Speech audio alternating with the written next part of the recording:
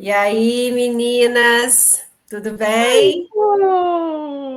Dia, garota! Quanto tempo! Ai, que delícia estar aqui de novo. Ó, bom demais. E ó, estamos aqui, ó, firmes e fortes, debatendo 2020 e estamos aqui em 2025 fazendo uma sessão muito especial. Um brinde aqui, Simone, chega aqui perto, ó. Do outro lado, não, Simone, é do outro lado, Simone. Mas, gente, Aqui, para mim tá aqui. para mim Leila, querida. Cadê sua canequinha? Cadê? Pois é, gente, olha só. Hoje, nessa data, realmente é um programa especial, né? Assim, para a gente conversar sobre a Clarissa, sobre o trabalho dela, sobre a importância dela né, nas nossas vidas, mas né, nas nossas vidas acadêmicas e nas nossas vidas pessoais também, com sim. certeza. Não tem como a gente diferenciar uma coisa da outra. Mas eu estou aqui em Macapá, né? E aí estou sem a minha canequinha. E aí eu queria. Estou sem a canequinha, mas estou com esse fundo aqui, né? Pois Assim, é, eu não Lindo. reconheço esse fundo como Macapá, não. pois é, exatamente, era isso que eu já ia perguntar, né? Porque eu acabei de dizer, eu estou aqui em Macapá, né? Mas assim, o que parece para vocês esse fundo? Né? Uma Assim, mega, uma mega cidade. uma mega cidade, Exatamente. né? Assim, Uma das grandes capitais do mundo, né? exatamente, né? A São gente brinca. Paulo, Nova York. Isso, por aí, né? E aí a gente fala que assim, a gente brinca com essa história de Nova York, né? E assim, para a gente pensar um pouco também nessa história da Clarissa, como ela conta isso para a gente, né? A história das lentes, de como é que a gente enxerga o mundo com as lentes, por meio das lentes que a gente usa, né? E como ela fala muito dessa questão da colonialidade, né? Como é que a gente enxerga? Esse aqui, gente, é o Rio Amazonas, não é o Ai, que oceano. delícia! Gente, E essa aqui não você é Nova vê. York, é Macapá. Né? Então, assim, como que a Leila, gente bate o olho e já pensa, né, assim, nas grandes cidades, não pensa na Amazônia, não pensa num rio, né? se não pensa no Rio, exatamente. É, E aí agora eu estou aqui, a carapuça serviu direitinho, né? Clarissa está aqui, ó, no meu ouvido dizendo, Luciana, acorda para a vida, porque de fato a colonialidade está nas nossas veias, nas é. minhas, porque se eu tivesse aqui um teste de múltipla escolha, Macapá não estaria dentre as opções. É Sim, incrível isso, né? Como a gente não é. consegue ver a partir das nossas próprias localidades, da nossa própria localidade, inclusive do conhecimento mesmo do que é o Brasil, né? Essa localidade tão rica e tão grandiosa. Até para Enfim, enxergar, né? O que a gente tem aqui no nosso país, né? Você então pensa em Clarissa já está contribuindo. Amazônia, Então Clarissa não está aqui fisicamente, mas está aqui já desde o início, contribuindo para essa nossa ruptura, né? Primeiro ela está no acordando. meio de nós.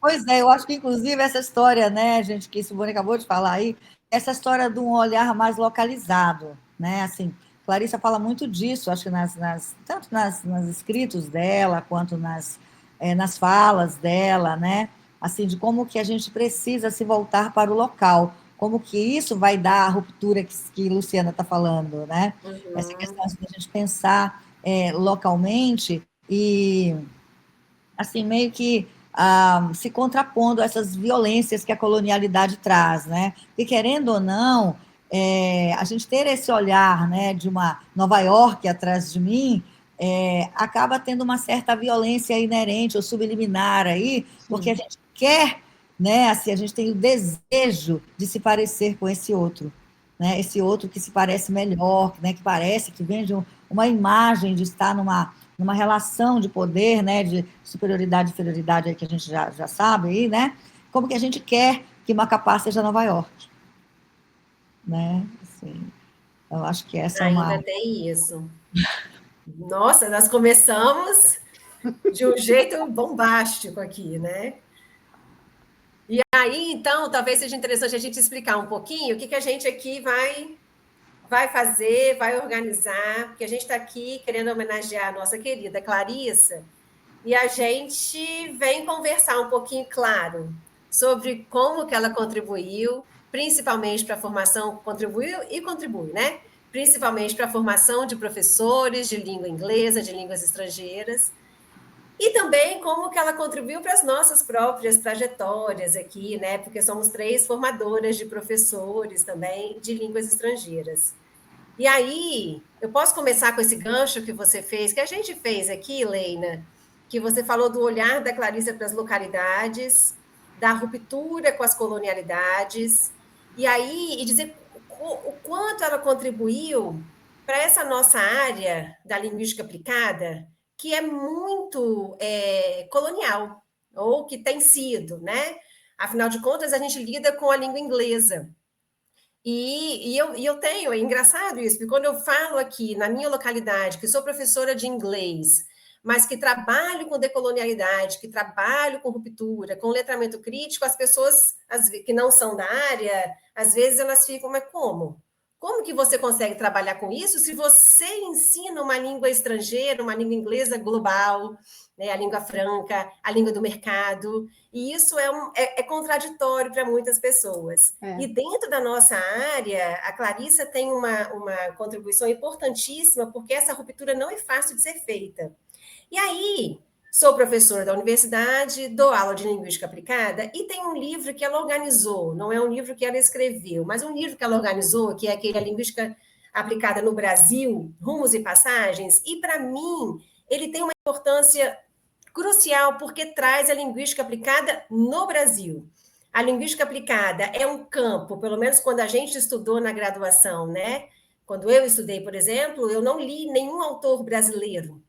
A gente lia, então eu nem sabia que havia linguistas aplicados ou linguistas, né, professores e professoras no Brasil que teorizavam sobre a linguística aplicada. Muito pelo contrário, as teorias valorizadas eram aquelas que vinham dos Estados Unidos, da Inglaterra, ou, enfim, de países onde a língua inglesa era falada como primeira língua.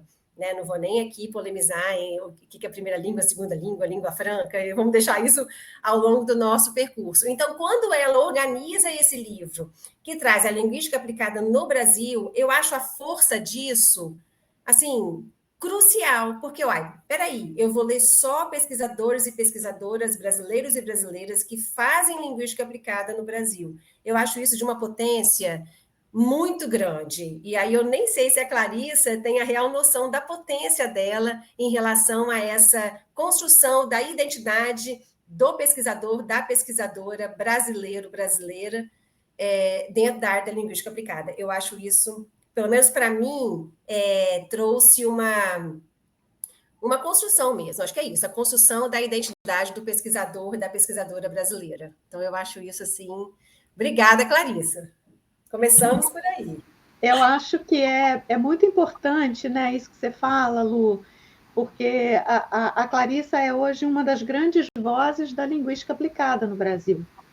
E essa construção, como você falou, né, a linguística e a linguística aplicada, elas são muito coloniais, né? São seletivas, o que pode, o que não pode ser dito, qual é tema de estudo, qual não é tema de estudo, né? Tudo isso tem sido muito rebatido e debatido com essas vozes brasileiras que chegaram e colocaram outras vozes, outros vieses, outras perspectivas, ou, como a gente fala, né, perspectivas outras, que mostrassem a realidade e a importância de questionar, pesquisar língua localmente, com o corpo, com a vivência, né?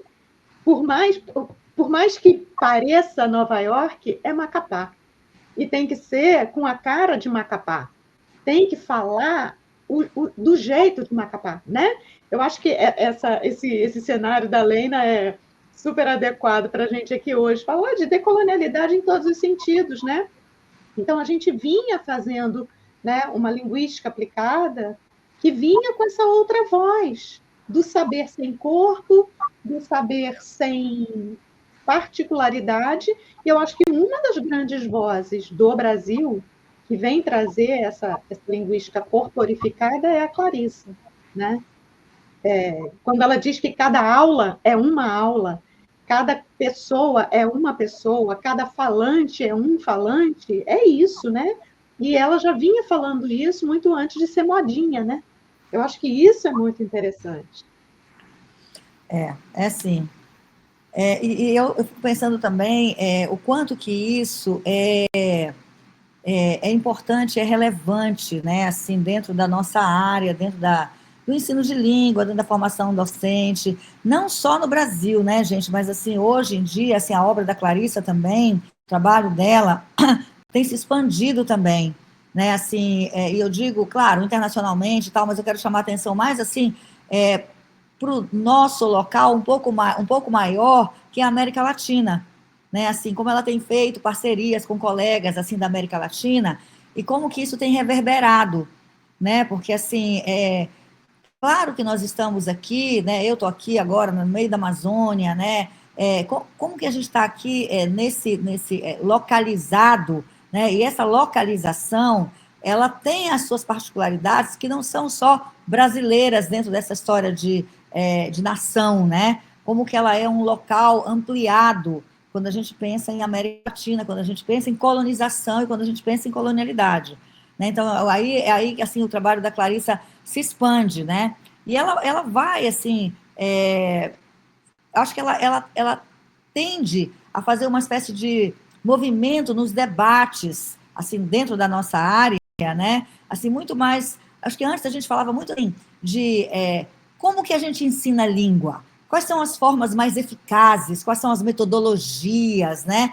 E aí, eu acho que Clarissa sai dessa história de metodologia, de como é que faz isso de forma eficaz, né? E que aí a gente importava isso tudo e nunca existia um saber local, né? E ela sai disso para uma coisa do tipo assim, para quem que a gente ensina, né? Que é isso que Simone acabou de dizer, né? Cada aula é uma aula, cada aluno é um aluno, né? Então, assim, para quem que a gente ensina e por que que a gente ensina inglês para essas pessoas, né? Então, assim, muitas vezes as pessoas, você falou disso em algum momento, Lu, aí nas nossas conversas, né?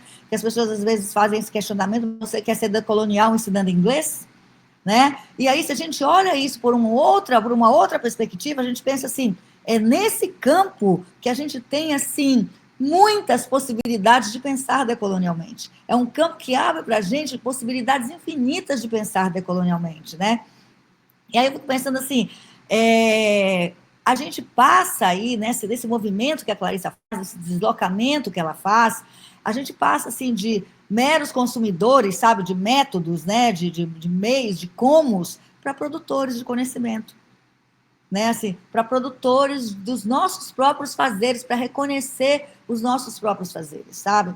E aí nisso também está, vamos dizer assim, colocada, né, uma espécie de resistência às violências, né, porque assim a colonialidade é violenta, né, assim, então eu acho que ela também se coloca dentro dessa questão, né, da gente resistir, né, que eu acho que é um outro viés também de Clarissa, né?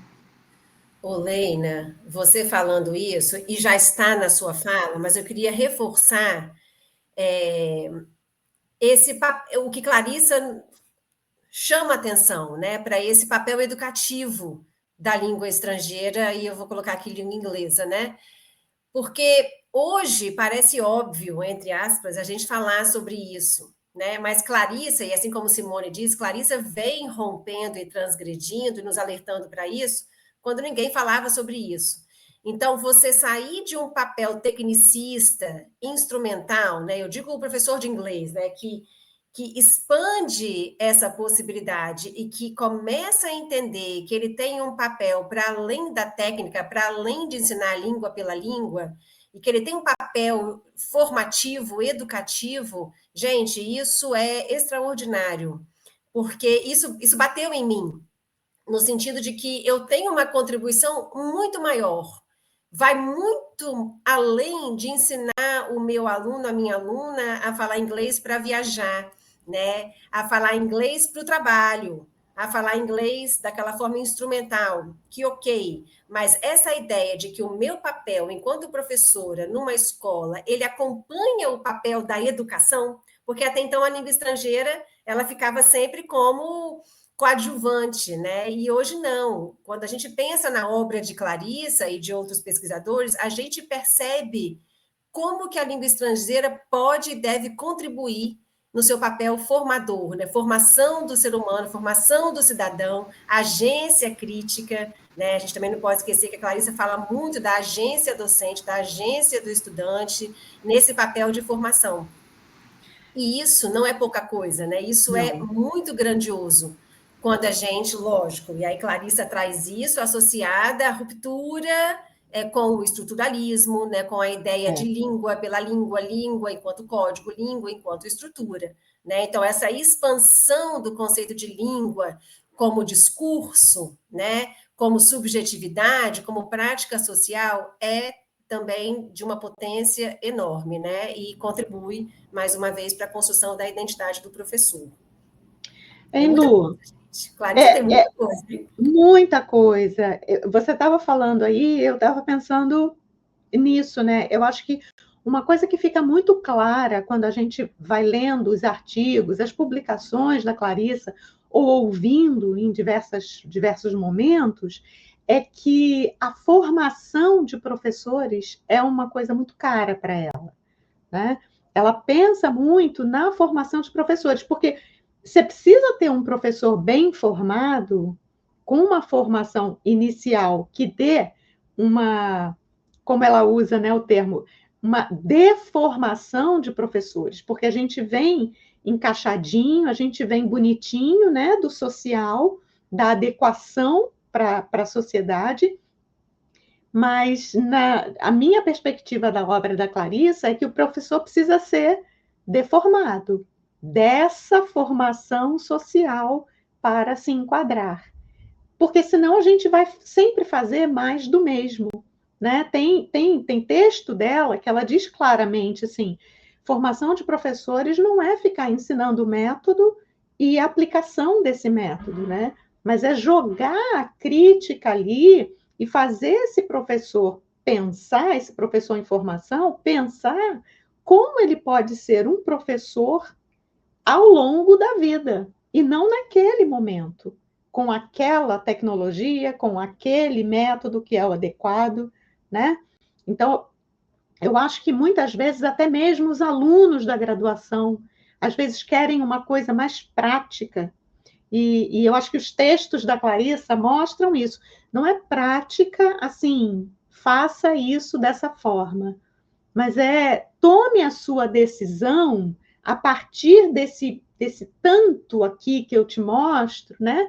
Para você sempre ser capaz de estar tomando as suas decisões para fazer uma educação linguística crítica, decolonial, pensando o lugar onde você está, onde o seu aluno está. Eu acho que isso é uma tônica no trabalho da Clarissa. A formação, ou melhor, a deformação de professores é uma coisa muito cara para ela, é uma coisa que perpassa, até se ela estiver no boteco, né? Ela vai falar disso, é uma coisa que é muito cara para ela. E eu acho que isso é um ponto muito importante, porque não adianta você ficar no paliativo da sala de aula. Se o professor, ele precisa, né? O professor precisa dessa deformação. Eu acho que isso é uma grande sacada também, né, do trabalho da Clarissa. Ô, Simone, você estava falando, até no boteco a Clarissa fala disso, né? E eu acho que uma das características ótimas da Clarissa é justamente a leveza.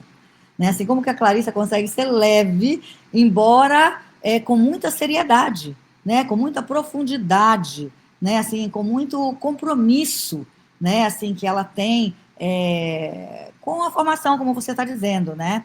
E aí eu acho que tem essa questão de que ela realmente é muito preocupada com a formação, eu acho que isso realmente fica claro nos textos dela. E eu fiquei pensando aqui, né? Quando eu era graduanda, eu sou de um tempo, né, gente, assim, acho que vou querer acreditar que vocês também, né? Mas a gente era desse tempo da graduação, da licenciatura, em que a gente era formado para isso, né? A gente era formado para repetir. Né? A gente era reformado para poder, essa coisa do tecnicismo, né? Para poder executar, né? Então, nós éramos executores. E assim, houve um momento em que, depois que eu me formei, eu me distanciei da área, né? E quando eu voltei, eu encontrei a formação de professores como um campo, né? Que não existia na época, a gente não falava, por incrível que isso possa parecer hoje em dia, mas na época a gente fazia licenciatura, mas a gente não falava de formação docente. Assim, era uma coisa estranha, hoje sou estranho, mas é real, né? Então, eu encontrei um campo que se nomeava formação de professores. Porque até então eu pensava assim, gente, mas eu vou ficar dando... Assim, eu vou ficar só assim, repetindo essas coisas, pegar o livro e ficar repetindo aquilo todo o tempo, aprendendo metodologia, contando o tempo, né, e tal. E assim, eu acho que Clarissa, ela veio assim, contribuir, embora ela esteja aí, ela é formadora antes da gente, né? Mas ela tem essa coisa que é assim, ela tem as sacadas, né? Ela veio assim acompanhando um tempo meio a lá Gil e Caetano, sabe? Que esse povo que vai se reinventando, né? Eu não sei como era a Clarissa na época que ela fazia graduação, né? Assim, quais foram os impactos que a licenciatura trouxe para ela, né? Mas assim, eu vejo nela essa reinvenção, né? Assim, ela está sempre trazendo coisas assim para a gente pensar sobre outras perspectivas, né? Então, assim, essa ideia do professor que deixa de ser técnico, que passa a ser um agente social, um agente político, né? Assim, quando eu penso em mim do passado e penso em mim hoje, eu gosto muito mais de mim hoje como professora, né? Com essas perspectivas que a gente tem, sabe? Essa história de se sentir mais útil, socialmente relevante, sabe? Que eu acho que a obra da Clarissa faz isso com a gente, né? Assim, traz para a gente essa clareza do poder do trabalho docente como uma ação transformadora, social e politicamente, sabe? E não é só o trabalho do formador, é o trabalho do professor. E o quanto isso é relevante num contexto de desvalorização docente que a gente vive, não só no Brasil e na América Latina, mas mundialmente, né? Assim como que a educação vai na contramão, sobretudo a educação crítica, a educação decolonial hoje, né? E como que ela consegue contribuir de forma muito contundente, né, para essa valorização, sabe? Que eu acho que é uma questão, assim, importantíssima hoje, né? Como que ela vem tentando desconstruir, somar, para que a gente enxergue, né, essas violências, sabe, da norma, das normas impostas. Como que a gente consegue, assim, vislumbrar as normas de pesquisa, as regras de ensino, as regras de formação, como que isso desengessa a gente, e aí deforma, como você vinha dizendo, né, Simone? Então, Ao assim... mesmo tempo, Leina, eu acho muito interessante, né, na obra da Clarissa, é que ela tem esse tema da formação, da educação linguística, do trabalho do professor, são temas muito caros, mas, ao mesmo tempo, ela não romantiza a profissão e denuncia, né? Tem um texto dela que ela chama de indústria látis do conhecimento. Eu acho muito interessante, porque ela denuncia que o trabalho do professor, o trabalho do pesquisador, também fica muito difícil, porque a gente está trabalhando na sala de aula, a gente está trabalhando com pesquisa, mas a gente tem que atender a indústria látis do conhecimento. Eu achei interessantíssimo, isso está num texto dela, né? Como a gente precisa também viver com isso, né? Eu acho isso muito interessante, né? Ela não chega assim, é isso, eu vou dar minha vida, eu vou fazer tudo, né? Inclusive, Simone, eu acho que a palavra denúncia tem tudo a ver com a obra da Clarissa, né? Assim, eu acho que ela denuncia, sim, e ela também sugere caminhos, né? Porque, assim, não são imposições ou modelos, são sugestões. Inclusive, as sugestões do tipo assim, olha, é preciso uma formação muito mais localizada, perceptiva, né, de onde nós estamos, de quem são os nossos alunos, e aí naquela história de que cada aluno é um aluno, não é quem são os nossos alunos de forma homogênea, né? Então, assim, muito, numa ação muito, assim, contra-hegemônica, digamos, né, assim, que ela se coloca, né? Então, eu acho que esse é um dos grandes valores da obra da Clarissa, sabe? É essa denúncia, mas não é uma denúncia vazia só para dizer, né? É uma denúncia que se coloca, é uma denúncia que combate, é uma denúncia que resiste, né? Então, eu acho que isso é valiosíssimo. Demais. E essa denúncia que ela faz de uma forma que eu preciso dizer assim, muito criativa e acessível. É isso que Leila falou lá no início. Existe uma leveza muito grande, mas existe muita seriedade, né? Não confundir leveza com a não seriedade. Essa denúncia que é feita, e eu acho que ela faz muito por onde, no sentido de que os textos dela são textos acessíveis. Acessíveis na maneira como ela escreve, na linguagem que ela usa, nos exemplos que ela traz. Eu sinto que quando eu leio textos de Clarissa, eu estou conversando com ela, né? Textos dela, textos que ela também faz com parcerias. Você está sempre, sabe? Eu não sei se vocês ainda têm isso, mas ainda há autores que a gente lê, fala, nossa, peraí, eu preciso, né, de um tempo, eu preciso parar, eu preciso, porque tem autores que eu ainda tenho receio de ler. Tá? A Clarissa, quando eu leio, é sempre com leveza, é sempre sabendo que eu vou fazer sentido do que eu estou lendo.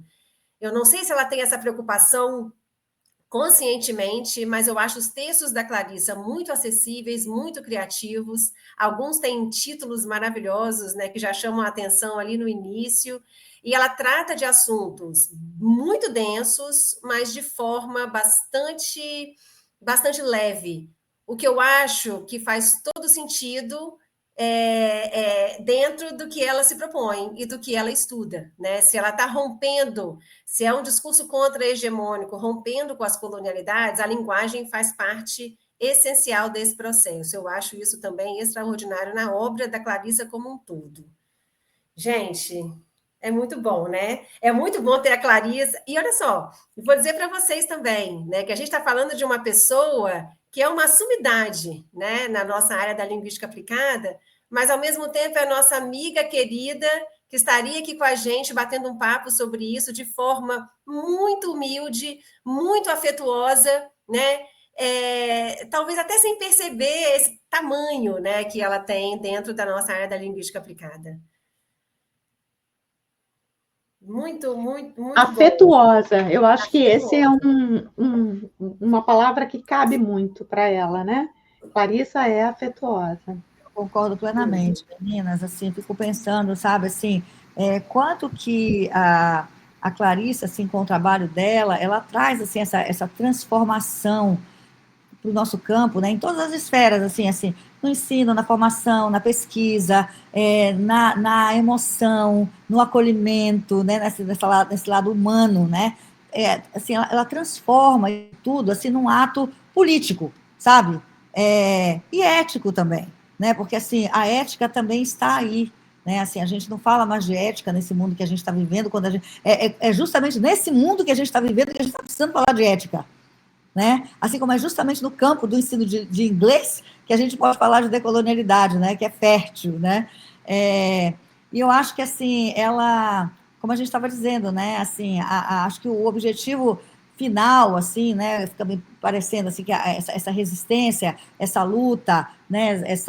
Essa transformação que Clarissa traz, né? Ou essas, né? Assim, ações de transformação também, tem um pouco, assim, sabe, da gente se liberar das amarras da colonialidade, né? Assim como eu tentei dizer antes do desengessamento, sabe?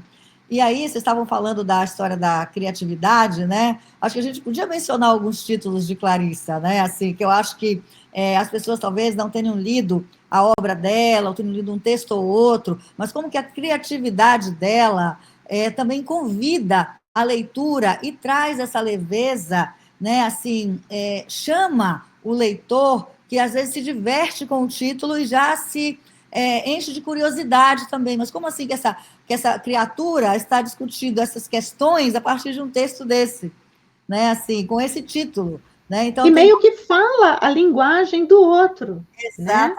Né? Que também, Simone, é uma ação assim que vem muito ao encontro do que a gente precisa hoje na academia, né? Que é assim dialogar com as pessoas que não estão na academia, é contar para elas que era esse também o cerne do Debatendo, né? Que era assim, fazer essa relação da linguística aplicada com a sociedade, que para a gente é muito clara e muito óbvia, mas que as pessoas, às vezes, assim, eu tenho dificuldade, às vezes, eu digo para vocês, dependendo de onde está, você trabalha com o quê? Com linguística aplicada. As pessoas ficam me olhando, tipo assim, né? Que é isso, né?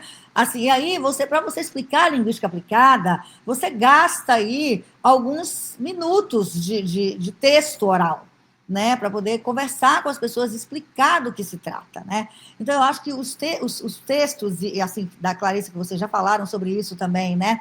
Assim, com a linguagem que ela usa e com os títulos, né? Tem essa coisa de dialogar. A história do Farinhas do Mesmo Saco, por exemplo, né? É muito legal, porque, assim, gente, todo mundo, acho que assim, todo mundo né? Mas, assim, é uma expressão popular, né? É uma expressão muito popular. Ah, isso aqui tudo é farinha do mesmo saco, né? E ela traz justamente para poder provocar. Tem vários títulos dela que são ótimos, né? Assim, Lu, eu acho que tem uma listinha desses títulos que eu sei que ela gosta. Eu gosto muito, porque agora você me pegou aqui que eu não tenho os títulos escritos, mas tem um que ela fala, yes, nós temos banana, tem uma questão das epistemologias que ela traz ali, tem um outro, aquele mesmo que ela problematiza inglês como língua franca, como língua global, como língua. São várias siglas, né? Mas ela fala quem dá conta. Então, assim, é um quem dá conta que traz aquela leveza para o texto. Ah, peraí, eu sei que ela vai discutir, mas já está ali fazendo uma crítica e, ao mesmo tempo, trazendo uma brincadeira. Eu gosto muito dessa... Que é isso, que ela conversa com a gente desde o título. É uma representação do pensamento, né, coletivo. Quem dá conta de tanta sigla? Por que tem tanta coisa assim, né? O Farinhas do Mesmo Saco, que eu estava falando, que é um texto que eu uso todo semestre com os meus alunos. Porque a pessoa fala assim, mas isso não é comunicativo, abordagem comunicativa? Ah, mas isso não é... Qual a diferença? Não é tudo farinha do mesmo saco? Né? Então, assim, eu acho que ela traz já no título essa representação da dúvida. Sabe aquele caixinha de perguntas, né?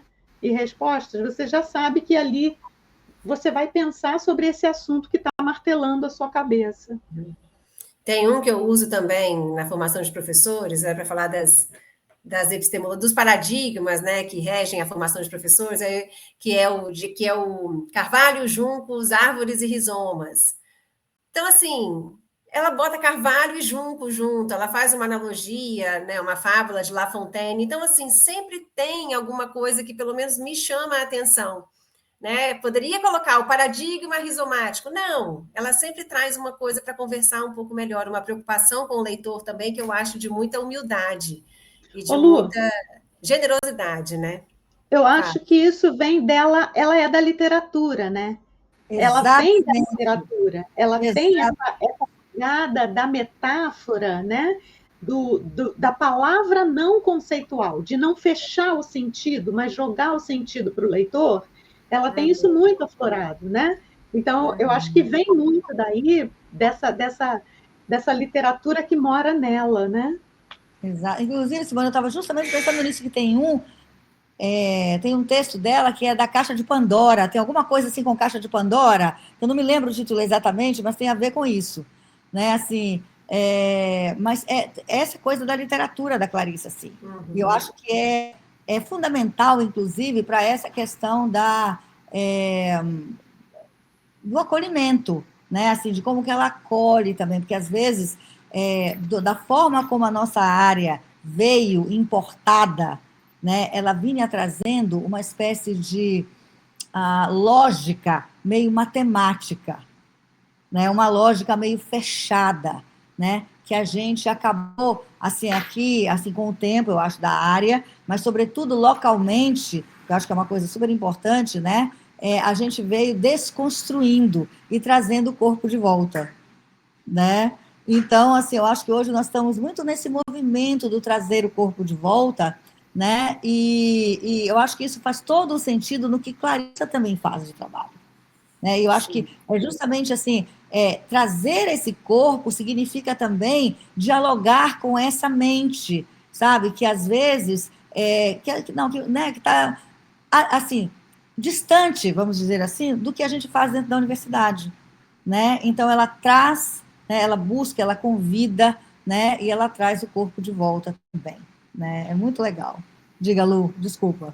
Não estava dizendo nada, não. Estou aqui admirando, e assim, como é bom a gente parar para pensar nela e trazer essas reflexões, né? Porque a gente também se dá conta do. A gente já sabia do quanto que ela tinha contribuído, mas é sempre bom relembrar e conseguir fazer essa homenagem, né? Então, estamos num lugar de muito privilégio também, né? Em conseguir fazer essa homenagem a essa pessoa tão querida, e essa pesquisadora tão importante para a linguística aplicada no Brasil e fora dele. O que vocês acham que a Clarissa vai pensar quando ela souber que a gente fez um debatendo sem ela, hein? Ela vai brigar com a gente, mas ela vai entender porque ela é muito generosa. Eu acho que ela vai ficar feliz também, porque, assim, afinal de contas, eu acho que assim, a Clarice é uma grande influência para todas nós, né? Sim. E é uma influência muito positiva, transformadora, assim, são outras perspectivas, né? Assim, acho que a gente, quando eu falei do Farinhas, né, assim, do texto do Farinhas, eu estava me remetendo ao texto, mas também ao grupo, né? Assim, quando a gente criou, para quem não sabe, né, acho que é legal a gente contar para as pessoas também, quando a gente criou um grupo no WhatsApp de vários colegas, né, assim, que fazem parte do Projeto Nacional de Letramentos, e a gente tinha, assim, um grupo de orientandos da Valquíria, na época, que era uma das coordenadoras, né? E o grupo do Lean, que era o outro coordenador, né? Então, eram os dois coordenadores do projeto nacional. E aí resolvemos juntar, né? Essa junção, né? Assim, poxa, por que dois grupos? Vamos juntar, a gente tem muita coisa para trocar, não sei o quê e tal. Nessa junção, qual foi o título que veio, gente? Que surgiu? Farinhas do mesmo saco. Me até arrepiei, sabe? Tipo assim, né? Até arrepio, porque assim, eu acho que é isso que Clarissa faz com a gente, sabe? Assim, de forma leve, alegre, jocosa, brincalhona, né? Assim, e ao mesmo tempo muito lúcida, muito perceptiva, né? Assim, com um intuito muito claro, né? Assim, de dar realmente contribuições, de romper, sabe? Assim, de desengessar, de deformatar, né? Justamente para que a gente possa ser quem a gente é. Né? E eu acho que essa é uma contribuição, assim, gente, sem preço, sabe assim, né? Como diz a brincadeira, para todo o resto tem o cartão, né? Mas assim, para essa aqui, né? Então, assim, eu acho que é uma contribuição, assim, imensa que Clarissa dá para a linguística aplicada brasileira, para a formação docente brasileira, para os nós docentes, professores, formadores, sabe? É essa possibilidade da gente ser quem a gente é. Acho que ela não vai ficar com raiva. Pode deixar. Eu acho que ela vai ficar feliz, né, Clara? Ela vai ficar Vai, feliz. com certeza. Meninas, é um debatendo mais curtinho, É. né? Mas muito, muito, muito Um, grandioso. um tema muito nobre. Muito, exatamente. Então, Clarissa, um grande beijo para você, querida. A gente se divertiu muito aqui e se emocionou muito fazendo esse encontro aqui, sem você, mas com você, né? Você já percebeu que é muito com você aqui, viu? Muito obrigada por tudo. Um grande beijo.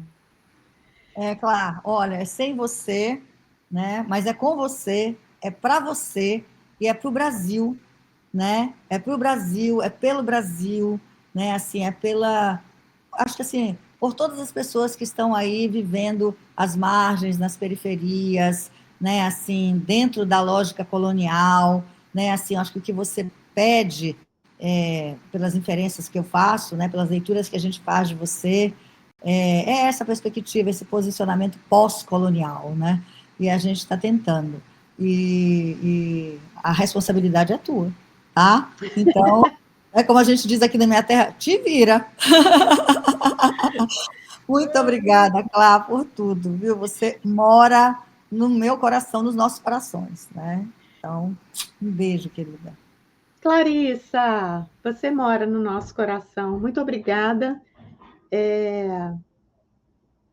por tudo que você tem feito na tua carreira, pelos textos, por publicar, pela tua amizade tão afetuosa. Principalmente, quero agradecer por você ter sido tão receptiva comigo lá em Manitoba, em Winnipeg, quando eu cheguei lá, desavisada, com uma mãe e um filho, e você foi tão receptiva, tão da minha família, isso não tem preço. Muito obrigada, não só pelo seu trabalho científico, mas pela amizade linda que você tem com a gente. Ó, um beijo, foi uma delícia ficar aqui e te homenagear. Um beijo. Beijo, Clara. Beijo, beijo, beijo, Clarissa. Beijo, meninas. Muito obrigada. Amo vocês. Tchau, tchau, tchau, tchau. Até a próxima.